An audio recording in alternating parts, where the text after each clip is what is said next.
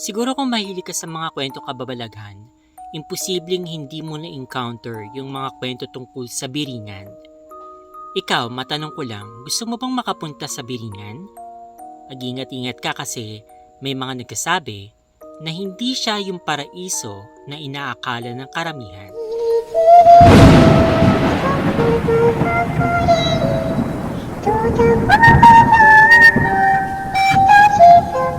Hello Spooky Dolls, good evening. Before anything else, gusto ko sanang batiin lahat ng mga OFW at mga Filipino immigrants, pati na rin po yung mga Pinoy na tulad ko na dito po sa Pilipinas at yung mga taga-ibang dimension at taga-ibang mundo na tumatangkilik at sumusuporta po sa kwentong Aswang at Kababalaghan. I hope that you're all doing well.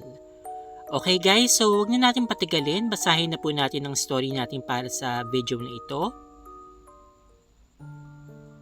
First time kong mag-share ng kwento dito, so please bear with me.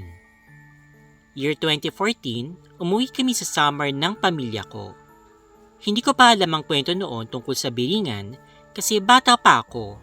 Puro laro lang ang alam ko. Bale 5 kaming umuwi. Ako, yung kuya ko, ate ko, si mama, at si papa. Fast forward, nasa bar ko na kami mga around 6 p.m. at kumakain ako ng cookies habang nakatingin ako sa mga tao na nasa bar ko. Ignorante pa ako noon. Sinsitan ako ng isang babaeng naka-jacket na itim. Mahabang kanyang buhok, tapos meron siyang backpack. Malaki ito at kulay itim din. Unang sitsit niya sa akin, napatingin ako kagad sa kanya. Tapos bigla ako nagtago sa bisig ng aking mama. Sabi sa akin ni mama, tawag daw ako ng babaeng iyon. Hindi naman ako lumapit kasi natakot nga ako dahil hindi ko siya kilala. Binibiro lang yata ako ng babaeng naka-jacket na yun. Bababa na kami sana at nakahawak pa rin ako sa mama ko sa kanang kamay dahil napakabadulas nung hagdan. Napakarami pang mga tao. Nagulat na lang ako dahil bigla akong hinawakan ng babaeng nakasuot ng itim na jacket sa kaliwang kamay ko habang bababa na kami. Kasabay namin siya noon. Binaliwala ko na lang siya kasi namangha ako sa mga nakikita ko pagbaba namin ng barko. Hinihintay namin si mama dahil bumili siya bigla ng pasalubong. Hawak ko yung laruan kong Elmo na kulay orange at nakatayo lang ako habang nakatingin sa mga nangyayari. Napakarami talagang mga tao. Dumaan sa harap ko yung babae na nakaitim na jacket at ang sabi niya sa akin, "Alam mo na, sa Biringan, maraming laruan." Ngumiti siya sa akin, sabay taas ng 2 kilay na para bang gusto niya akong utuin. Pero hindi ko pa rin siya pinansin noon at niyakap ko na lang yung aking laruan. Fast forward, nasa bahay na kami ng lola at lolo ko. Ang saya ng mga oras na yon kasi niyayakap nila ako at hinahalikan. Ang ganda-ganda ko raw, dalaga na raw ako. Alam niyo naman siguro yung mga compliment ng mga may edad, diba? Limipas yung masasayang eksenang iyon. Yung mga nakakatanda naman ang nagbanding. Nag-usap-usap, nagkamustahan ng buhay, ganito-ganyan.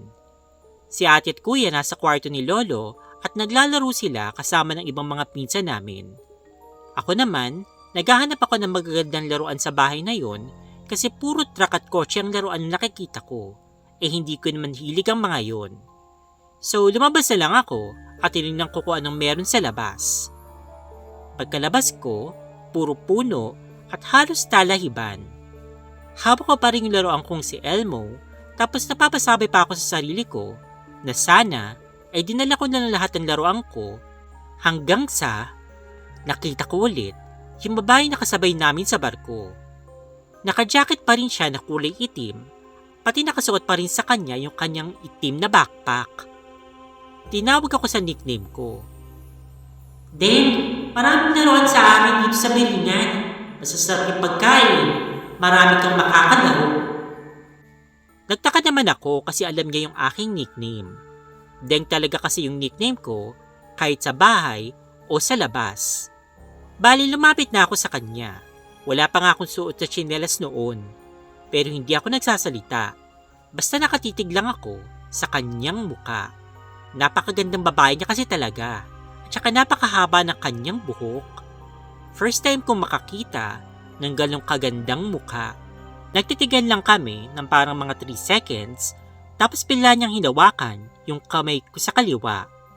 Sabi niya, sasakay daw kami ng Ferris wheel kaya sumama na lang din ako nang walang paalam-paalam sa aking mga magulang.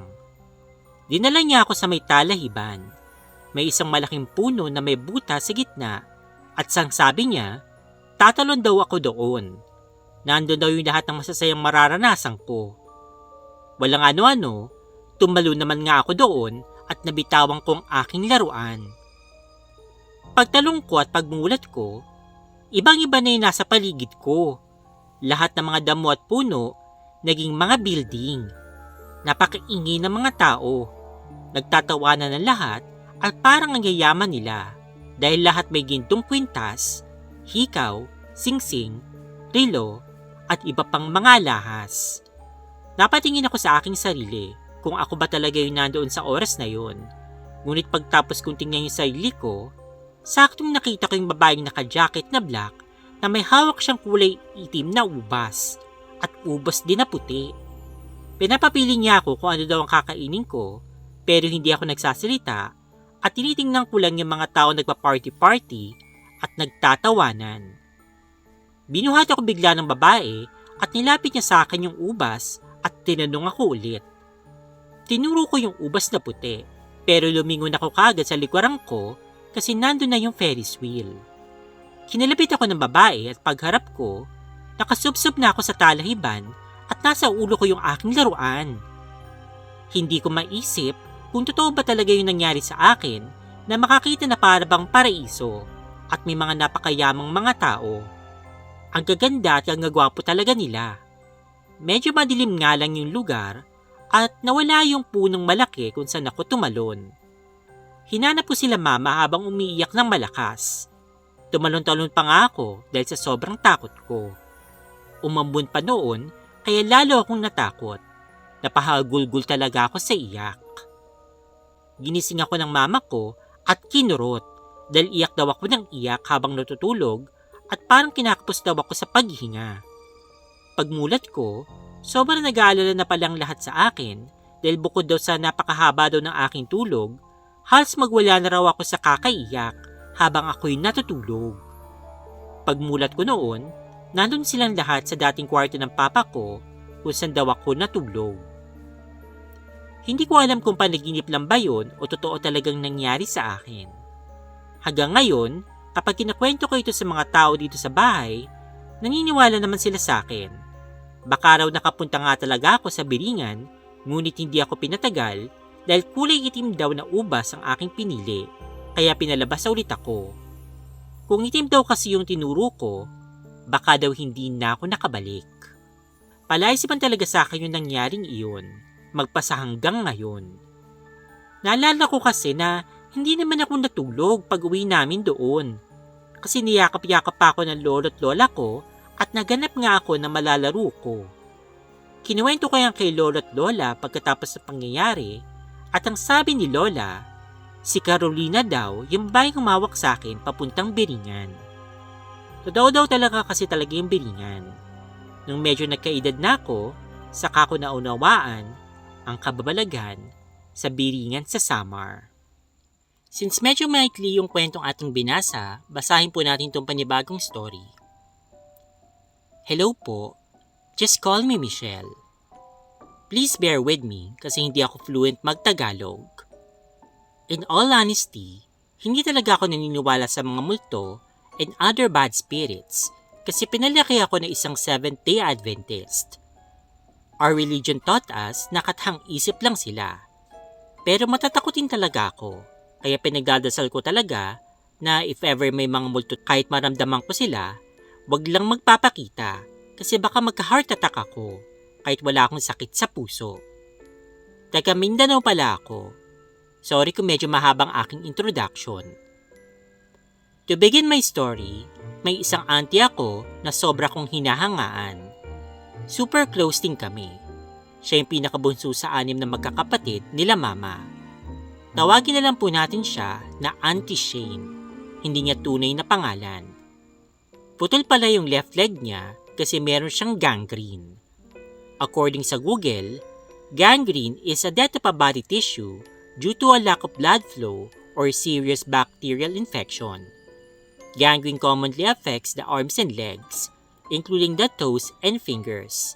It can also occur in the muscles and in organs inside the body, such as the gallbladder. But despite that, she managed to be an English professor sa isang prestigious university dito sa Mindanao. She also managed to open an Italian restaurant. They said na hindi daw siya pwedeng magkaanak pero she fell in love at nagkaanak ng isa. I really look up to her kasi kahit putol nga yung isang paa niya, napakamasayahin at positibo niya sa buhay. She was very intelligent. Magaling din siyang mag-violin. Nagko-concert pa nga siya sa mga cities malapit dito sa amin.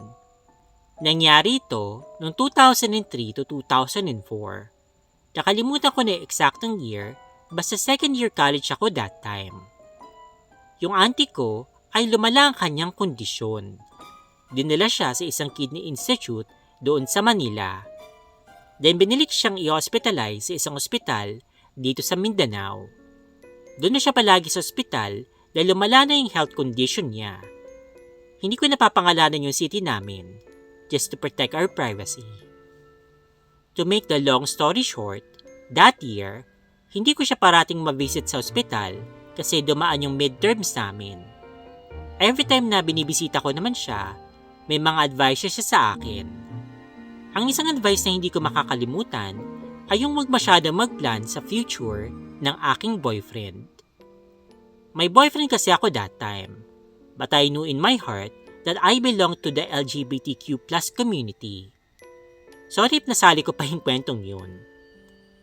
Until one day, namatay na talaga yung auntie ko because there were really a lot of health complications sa kanyang paa pati sa kidney niya. Before we lost her, may mga rumors din na kumalat na ginahasa siya ng uncle ko dun sa mismong hospital bed niya kahit naka-dextrose pa siya at bedridden. Hindi daw kasi talaga matanggap na mawawala na siya. Nababae din yung uncle ko at talagang sinama pang umakyat sa Mount Apo habang yung auntie ko ay in pain at dying. Fast forward, nung nasa burol na yung auntie ko, gumawa ko ng speech para sa kanya. Grabe talaga yung iyak ko. Parang nawalan na ako ng gana sa buhay. It was one of the saddest moments of my life. At 19, first time kong naka-experience na mawalan ng isang loved one. Alam niya ba yung reason kung bakit ang kursong kinuha ko ay Bachelor of Arts major in English? Dahil yun sa kanya. Matapos yung libing na auntie ko, nagpatuloy pa rin naman ang aking buhay. Namatay pala siya at the age of 33. Napakabata pa, pero pakiramdam ko, she lived her full life. 3 days after her burial, nasa living room ako sa bahay namin na mga around 2 p.m. Nag-aaral ako noon ng political science na subject kasi may quiz kami kinabukasan at 5:30 p.m. Ako lang mag-isa sa bahay noon. Nagring yung telepono namin. Tunog na long distance call. Sa isip-isip ko, sino naman kayang taga-abroad itong matawag? Wala naman akong maisip kasi nga nasa Mindanao lahat ng family ko. So sinagot ko na lang yung tawag. Beast Residence, hello? Sabi sa kabilang linya, Michelle, si Auntie Shane mo ito. Nandito ako ngayon sa Kidney Institute. Tulungan mo ko. Hirap na ako dito. Hindi ko alam kung anong aking isasagot. Binaba ko na lang yung telepono namin. Kaboses talaga siya ng auntie ko. Promise. Nanlamig at nilagnat ako noon. Hindi ko alam kung siya talaga yun o kung pinaglalaroon lang ako. Kayo po, ano po sa tingin nyo? Sino kaya ang tumawag? Hanggang dito na lamang po. Maraming salamat sa inyong pakikinig. Okay, so yun po yung story. So medyo weird. Pero unahin po muna natin i-discuss yung sa first story about yung sa Biringan. So marami na akong kwentong nabasa o narinig din tungkol sa mga beringan nga, sa lugar ng beringan. So sabi nga nila na mag-ingat-ingat ka dahil sa mga gustong pumunta doon dahil nga may mga nagsasabi na inaalipin daw yung mga tao doon. So parang katulad nga, kunyari nagustuhan ka, so pwede ka naman nilang gawing asawa, ganyan. Pero kapag hindi ka nila masyado nagustuhan, pwede ka nilang kainin or gawing alipin nga, ganyan. Kasi yes, may mga sabi-sabi na may mga kumakain nga daw po ng tao doon sa biringan. Okay? So, syempre, hindi naman natin masabi kung totoo. Hindi rin naman natin masabi kung na hindi totoo dahil nga wala pa naman talagang proof na nagpunta doon, na video, pinakita, ganyan. Yung talagang in-expose yung biringan na may mga kasamang ebidensya. But anyway, masasabi ko lang dyan, kasi nga hindi naman natin sila kauri, hindi naman sila tao, mga engkanto sila. So, hindi natin pwedeng sabihin na lahat sila mababait, okay? So, parang misconception na lahat ng mga fairies ay mababait. May mga masasama rin naman talaga. Like tao, may masasama, may mabubuti, ganyan. So, mag-ingat-ingat na lang talaga tayo if ever magkaroon tayo ng chance na makapunta doon sa biringan. Might as well, wag mo na isa kapalaran ng buhay mo, okay? Wag ka na lang pumunta, okay? Makontento ka na lang dito sa mundong ibabaw, mundo ng mga tao. Regarding naman po dun sa second story about dun sa kanyang tita, medyo na-shock. Hindi ako masyado na-shock dun sa phone call kasi baka nga, pwede naman nga na meron nga talagang spirit like yung auntie niya, na-trap yung spirit niya doon sa kidney center, talagang hindi pa niya matanggap.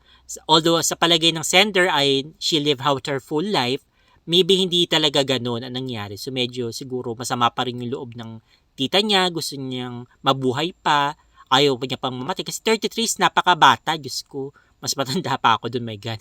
Anyway, so babasa sa akin yun nga. Pero talaga nakakashock sa akin yung ni-rape. May mga kwento. Bakit may mga ganong klaseng kwento? Parang, okay, nandun na tayo, pwede ng babae, ganyan.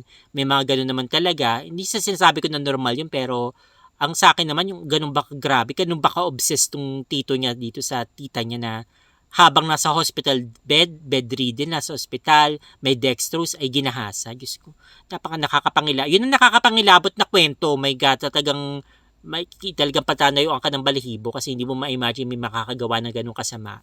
But anyway guys, ang masasabi ko lang, lagi tayong magdasal, be ready kasi nga hindi natin hawak ang ating buhay. Ibig sabihin, pwede natin na ngayon buhay ka, masigla ka, malusog ka, pero may maaaring mangyari at sa isang kisap mata. Yun lamang po, I hope na nag-enjoy kayo sa mga stories natin para sa gabing ito. Okay, so comment po kayo down below, make sure to subscribe, at saka like nyo po itong video na ito. Stay fabulous and spooky, spooky dolls. God bless. Bye-bye!